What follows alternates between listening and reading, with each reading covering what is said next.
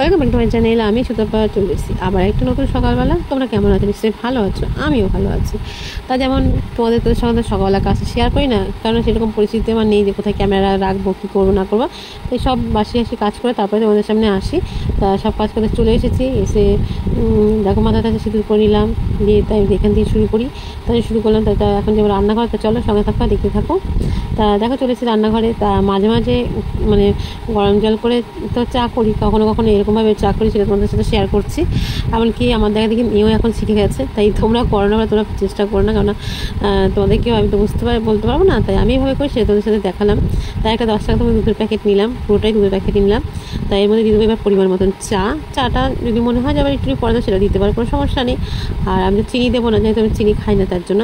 তাই এটা হচ্ছে চা আর দুধটা এরকম মিশিয়ে এবার জল দিয়ে এটা আবার নেড়ে নেবো।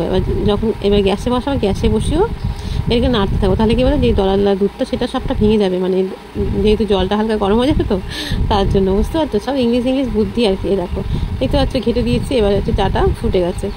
আর এবার চাটা নামিয়েও নেবো। দেখো নিয়ে নিচ্ছি চায়ের কাপ আর সাথে প্লেট, আর চাটাকেও ঢেলে নিলাম। তা এরকম করে কে খাও অবশ্যই বলো। এবার দিয়ে সুগার ফ্রি দিয়ে মিশিয়ে এবার খাবো, বুঝতে পারছো। তা আমি তো বসে পড়েছি চা নিয়ে, চাটা খেয়ে নিই। তোমরা যদি চা খাওনি এখনো, আমার সাথে কথা বলতে বলতে খেয়ে নাও। চা একটা এমনই জিনিস যে যখন তখনই খাওয়া যায়। তাই তোমরাও এক কাপ নিয়ে বসে পড়ো, আমিও বসে পড়লাম। তা চা খেতে চলেছি রান্নাঘরে। আর সকালবেলা সব সবজি কেটে গোটা ধুয়ে কেটে রেখেছি। এবার যেমন রান্না করবো পিস করবো। আর দিয়ে ভাত বসিয়ে দিয়েছি, ভাত হয়ে গেছে, ভাতটা এবার না দিয়ে নেবো, বুঝতে পারছো। গড় দিয়ে দেবো। দেখো গড় থেকে তুলে দিচ্ছি, ভাত হয়ে গেছে। এবার ভাতটা একটু গ্যাসে বসাবো, সেই চিটচির আওয়াজ হলে রেখে দিয়ে এবার বসে পড়লাম ছাঁচি কুমড়ো ভাজাটা তোমাদের আগেও অনেকবার দেখিয়েছি। আজকে তো ভাজা করবো নারকেল দিয়ে, তাই এই জন্য আবার আজকেও নিয়ে চলে আসলাম তোমাদের সামনে। তা দেখো এই গ্রেটারের সাহায্যে ছাঁচি কুমড়োটা কেটে নেবো।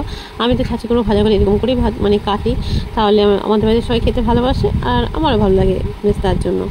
তা দিয়ে দিলাম একটুখানি লঙ্কা, বেশি লঙ্কা দিইনি। আর এদিকে কড়াই বসিয়ে দিয়েছি, দিলাম পরিমাণ মতো সর্ষের তেল। যে কোনো রান্নাতে সর্ষের তেল করতে আমি ভালোবাসি, খেতেও ভালোবাসি সর্ষের তেলে, বুঝেছো। আর দিয়ে তেজপাতা, শুকনো লঙ্কা দিয়ে দিলাম, কালো জিরে দিয়ে এটা ভালো লাগে খেতে, তার জন্য। এবার একটু নাড়াচাড়া করে নেবো ফোড়নটাকে, যেন একটু হালকা ভাজা হয়ে যায়। তার জন্য যে কোনো জিনিস মুখে যতটা বলতে সোজা, রান্না করতেই টাইম লাগে, খেতে আর কি লাগে বলো তো। খাওয়া হয়ে যায়, কিন্তু গোজগাছ করতে, কাটাকাটি করতে, গোছাতে পাকাতেই অনেকটা টাইম লাগে। এবার এই ছাঁচি কুমড়োটা তেলের মধ্যে দিয়ে দেবো। তো দেখো ছাঁচি কুমড়ো দিয়ে কতটা জল বেরিয়েছে। অনেক সময় ছাঁচি কুমড়োর জলটা খেয়ে নিই আমি, দিয়ে আজকে আর খাওয়া হয়নি, আজকে পুরোটা সমেত দিয়েই রান্না করে নিচ্ছি। এটা রান্না করতে তো সেরকম কিছুই লাগে না, খুবই সিম্পলভাবে রান্না করা যায়।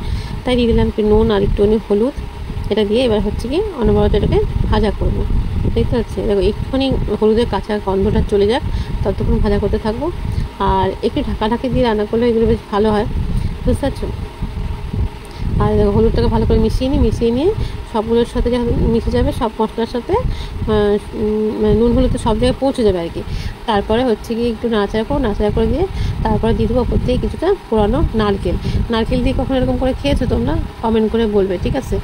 তাই দেখো খুব একটা তো নেই, একটা ছাঁচি কুমড়ো, তার জন্য সেই বুঝে সেরকমভাবে যতটা লাগবে ততটা এবার দিয়ে দিলাম। দেখো দিয়ে এবার এটা দিয়ে একটু ভালো করে নাড়াচাড়া করে নেবো, এপিঠ ওপিঠ ওদিক সেদিক। কারণ নারকেল সিদ্ধ হতে তো একটু টাইম লাগে, তাই না। ছাঁচি কুমড়ো যেমন সিদ্ধ হবে, সেরকম নারকেলটাও তো সিদ্ধ হবে। তাই জন্য সবগুলো একসাথে খুব সুন্দরভাবে মিশিয়ে নিলাম। এই দেখো জল গাড়ছে, ঠিক আছে। এই মানে ছাঁচি কুমড়ো থেকেই জল গাড়ছে। এই সময় একটু ঢাকা দিয়ে দেবো, তাতে জলটাও মরে যাবে আর সবগুলো খুব সুন্দর আর কি সিদ্ধ হয়ে যাবে। তার জন্য বেশিক্ষণ না, এই অল্প একটু সময় ঢাকা দিয়ে রাখলেই হবে। তো দেখো হয়ে গেছে, ঢাকাটা এবার তুলে নিচ্ছি। দেখতে পাচ্ছ, দেখো গ্যাসটা একটুখানি হাই করা ছিল, তার জন্য হচ্ছে গিয়ে তোমার একদিকটা আবার লাল হয়ে গেছে, দেখেছো। এবার হয়েও এসেছে। এই সময় দিয়ে দেবো কিছুটা চিনি, কারণ এটা মিষ্টি হলে খেতে বেশি ভালো লাগে, তার জন্য। আর এলাচটা আমাদের দেখানো হয়নি। আর এই সময় না নারকেল দিয়েছি বলে একটুখানি এলাচ থেতো করে দিয়েছি, দিয়ে নামিয়ে নিলাম। তাই কেমন হয়েছে নারকেল দিয়ে ছাঁচি কুমড়ো তরকারিটা অবশ্যই কমেন্ট করে বললো। তোমরা কীভাবে খাও সেটাও বলো, ঠিক আছে। আর আছে যেহেতু রবিবার, দেখো রবিবার, তার জন্য ছাঁচি কুমড়োটা তুলে নিয়ে ওই কড়াইতে তেল দিয়ে দিলাম, শুকনো লঙ্কা সাদা দিয়ে দিলাম। আর মাংস রান্না করতে তো তোমরা সবাই পারো। তা আজকে আমার তাড়াহুড়া ছিল, তাড়াহুড়ার জন্য আমি কী করে মাংসটা রান্না করেছি দেখো। খেতে কিন্তু অসম্ভব সুন্দর হয়েছিল। এটা কিন্তু রবিবারের ভিডিও। তা দেখো হাতে টাইম যেহেতু শর্ট, দেরি হয়ে গেছে, তার জন্য কী করলাম, প্রথমেই ফোড়নের মধ্যে আলুগুলো দিলাম, তার মধ্যে দিলাম পেঁয়াজ। আমি মাংস রান্না করতে গেলে বেশি একটা পেঁয়াজ দিই না, আমার ভালো লাগে না। তার জন্য দিয়ে আলুটা একটু নাড়াচাড়া করে তারপরে পেঁয়াজ দিয়ে নাড়াচাড়া করে দিয়ে দিলাম মাংসগুলো, ধোয়া মাংস, তারপরে নুন, হলুদ, জিরে গুঁড়ো, লঙ্কা গুঁড়ো, সবগুলো দেবো, সব মশলাগুলো দেবো। আর তারপরে কষানোর সময় তো তোমরা সর্ষের তেল দাও, আমি যদি কড়াইতে দিয়েছি এই মাংস মশলার উপরে সর্ষের তেল দিলাম, দেখেছো? কোনো কাঁচা গন্ধ থাকবে না, কিছুই থাকবে না। এবার দেখো এই অনবরত হচ্ছে গিয়ে কষাবো, কষাতে কষাতে আমি একটুখানি মশলা পেস্ট রেডি করে নিই। তোমার রসুন, আদা, টমেটো, পেঁয়াজ, এটা ছাড়া তো মাংস অসম্পূর্ণ থেকে যায় না, তার জন্য। তা দেখো পেস্ট করে দিয়ে দিলাম ওর মধ্যে। এবার আমি ইচ্ছে খুশি মতন কষাতে থাকবো। একটুখানি ক্যামেরার সামনে ছিলাম না, কেননা একই জিনিস কতক্ষণ দেখাবো বলো তো, তার জন্য। তো দেখো দেখতে পাচ্ছ কালারটা চেঞ্জ হয়ে গেছে। আর কেমন হয়েছে বলো? যখন বসানো হয় যে কোনো জিনিস তখন মনে কী জানি কীরকমভাবে এরকম মনে হয়, তাই না? তারপর যখন হয়ে আসবে তখন বলে না এটা পারফেক্ট হয়েছে। তা দেখো টাইম শর্টের জন্য কষাতে পারিনি, কিন্তু তেলের উপর এরকম করে করেছি। এই দেখো দেখতে পাচ্ছ কালারটা, জল দিলাম, জলটাও ফুটে গেল, ফুটে এবার তো মাংস হয়ে এসেছে, নামিয়ে নেবো। আর কালারটা দাও, কালারটা দেখে বোঝা যাচ্ছে যে তরকারিটা কেমন হয়েছে। আর আমি একটু ঝোলটা একটু বেশি রাখবো, কেননা দেখতেই পারলে ছাতি কুমড়ো ভাজা আর চিকেন করেছি, তার জন্য। আর যখন নামিয়ে নিচ্ছে, আর যে কোনো জিনিস নামাতে গেলে তো আমি সিলভার বাটিতে নামিয়ে তোমাদের আগেও বলেছি, কারণ সিলভার বাটির গরমটা খাওয়া শরীরের পক্ষে ভালো, তার জন্য। স্টিল বাটিতেও নামাই না যে তা না, কিন্তু সিলভারটাতে বেশি নামানোর চেষ্টা করি। তো দেখো একে একে নামিয়ে নিলাম, দেখতে কেমন লাগছে ভালো তো। এক এক সময় মনে হয় হোটেলের তরকারির মতো, কিন্তু বাড়ির মতন স্বাদকে হোটেলে হয়, পরিষ্কার পরিচ্ছন্ন ওটা বাড়িতেই পাওয়া যায়, তাই না? দেখো নামিয়ে নিচ্ছে। আর দুবেলা খাবার থালা, এটা খেতে বসবো, খাবার থালাটা তোমাদের দেখিয়ে দিলাম। তারপরে রান্না করছি, তখন ওর বাবা একটা কটবেল এনে হাতে দিয়েছে, মাখা কটবেল। তা আমি বলছি রান্না করে নিই, ওদের যখন খেতে দেবো তখন খেতে দিয়ে আমি খাবো, তার জন্য বসে পড়লাম। এর আগের দিনে একটা নিয়ে এসেছিলো। আর গরমে দেখতে পাচ্ছি আমার মুখ থেকে কী অবস্থা হয়েছে, আর কি বলবো, প্রচুর গরম, প্রচুর গরম। তা দেখো এক হাতে ফোন ধরে আছে তো, তাই এক হাতে খুলতে পারছি না, তাই একটু দেরি হচ্ছে, বুঝতে পারছো? তাই খুলে নিয়েছি, মেখেই নিয়ে এসেছে। বাড়িতে নিয়ে আসলে আলিস্য করে এ গাছ সে গাছ করে মাখা খুব গাফিলতি পড়ে, জানো তো? মেখে নিয়েছি, কিন্তু আজকের মাখাটা অতটা ভালো লাগেনি। কেন ভালো লাগেনি বলো তো?